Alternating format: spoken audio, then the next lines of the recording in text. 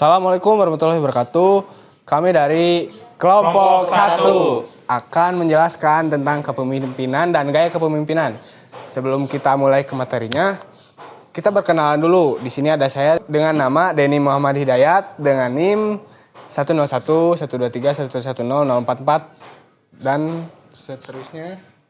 Nama saya Wildani Roktavian, NIM saya 10 11 23 00 68. Nama saya Salman Jidan Firdaus, NIM saya 10 11 23 11 00 75.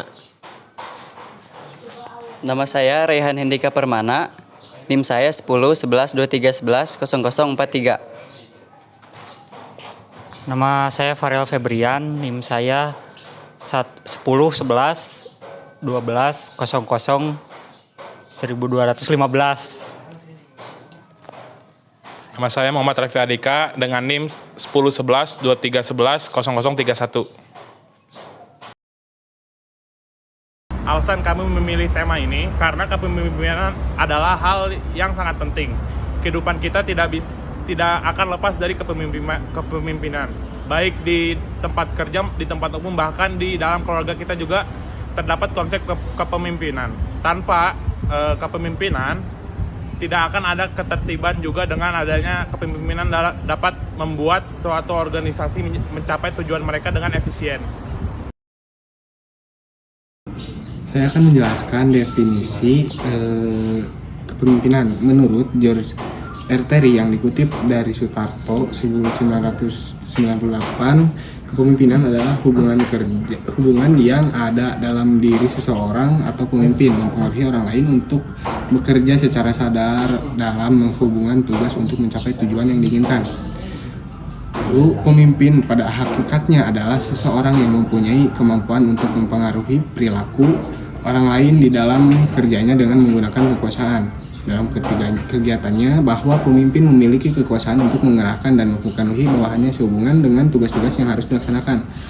Pada tahap pemberian tugas, pemimpin harus memberikan suara arahan dan bimbingan yang jelas agar bawahannya dalam melaksanakan tugasnya dapat dengan mudah dan hasil yang dicapai sesuai dengan tujuan yang telah ditetapkan. Gaya kepemimpinan mengacu pada pendekatan perilaku yang digunakan oleh pimpinan dalam mempengaruhi, memotivasi, mengarahkan anggotanya. Setiap jenis gaya kepemimpinan menentukan cara pemimpin dalam menerapkan rencana dan strategi untuk mencapai tujuan yang ditetapkan, sekaligus memperhatikan harapan para pemangku kepentingan atau stakeholder secara kesejahteraan dan keamanan anggota timnya. Kepemimpinan yang efektif lebih bergantung pada gaya kepemimpinan. Kemampuan seseorang pemimpin dalam mengambil kendali dan keputusan sangatlah penting. Selain itu, seseorang pemimpin perlu mengetahui gaya kepemimpinan yang efektif dan cocok diterapkan pada organisasi atau situasi tertentu supaya mencapai keberhasilan. Intinya, memahami gaya kepemimpinan membantu seseorang pemimpin dalam mengambil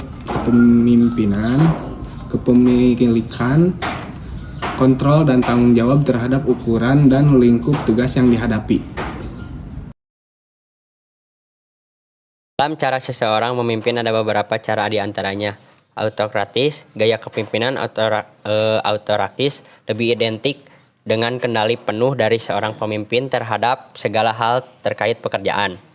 Setiap anggota tim hanya menjalankan instruksi yang diberikan dan tidak memiliki kebebasan untuk mengambil keputusan. Gaya kepemimpinan autokratis biasanya diterapkan pada situasi darurat atau dalam lingkungan kerja yang memerlukan pengambilan keputusan yang cepat. Selanjutnya adalah kepemimpinan demokratis. Gaya kepemimpinan ini lebih menekankan pada partisipasi anggota tim dalam pengambilan keputusan.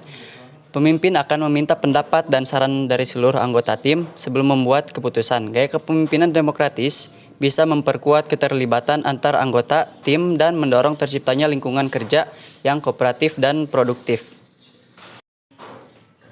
Yang ketiga ada laissez-faire. Gaya kepemimpinan ini memberikan kebebasan penuh pada anggota tim dalam mengambil keputusan. dan melakukan pekerjaannya sesuai keinginan masing-masing. Pemimpin hanya memberikan panduan dan arahan umum tanpa terlibat dalam proses pekerjaan. Gaya kepemimpinan ini umumnya diterapkan pada lingkungan kerja yang memiliki anggota tim dengan tim kecakapan yang tinggi. Yang keempat ada gaya transaksional, yaitu gaya kepemimpinan transaksional ditandai dengan adanya penghargaan dan hukuman sebagai motivasi untuk para tim. Pemimpin akan memberikan hadiah atau penghargaan kepada anggota tim yang berhasil mencapai target atau memperlihatkan kinerja yang optimal. Sebaliknya, anggota tim yang tidak berhasil memenuhi target atau menunjukkan kinerja yang buruk akan dikenakan sanksi atau hukuman. Yang terakhir ada gaya transformasional. Kepemimpinan transformasional yang bertujuan untuk memotivasi anggota tim melalui cara mengubah pola pikir dan perilaku mereka. Kepemimpinan akan memberikan inspirasi dan visi yang jelas dalam mencapai tujuan organisasi. Anggota tim akan merasa terlibat dalam proses pengambilan keputusan dan diberikan kebebasan untuk mengekspresikan ide-ide mereka. Nah, setelah memaparkan materinya, selanjutnya kami akan memaparkan studi kasus dari salah satu PT Yogya Group. Kasus ini terjadi di kota Subang, di mana sebanyak 57 karyawan Yogya Group dilarikan ke rumah sakit akibat keracunan makanan. Keracunan tersebut diduga kuat bersumber dari nasi uduk yang dikonsumsi sebelumnya oleh para karyawan pada acara makan bersama. Total lebih dari 500 nasi uduk telah dibagikan kepada karyawan Yogya Group. Itulah mengapa kepemimpinan sangat diperlukan dalam kehidupan berorganisasi.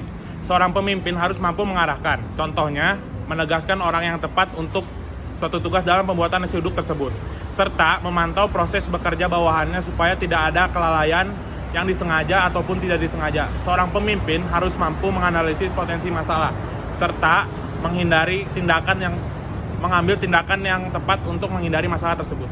Nah, bentuk upaya preventif yang dapat dilakukan oleh seorang pemimpin dalam mencegah kasus serupa, contohnya dari materi yang telah dipastikan tadi mengenai 5 gaya kepemimpinan, kasus PT Yogya Group ini dapat dicegah menggunakan gaya kepemimpinan. Di antaranya yang pertama, gaya kepemimpinan transformasional. Pemimpin transformasional berfokus pada inovasi dan perbaikan berkelanjutan. Mereka dapat mendorong tim untuk mengejar standar yang lebih tinggi dalam hal kualitas dan keamanan, serta memperlihatkan detail penting.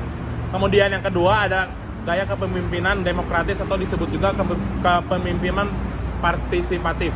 Seorang pemimpin dapat meminta saran dan pendapat terkait operasional dan kualitas sebelum mengambil keputusan. Hal ini dapat memperkuat keterlibatan dan meningkatkan rasa tanggung jawab pada karyawan. Lalu yang terakhir, kepemimpinan autokratis. Dalam hal ini, penerapan prosedur dan kualitas. Gaya autokratis bisa efektif pemimpin dengan pendekatan penetapan dan pengawasi standar dengan tegas.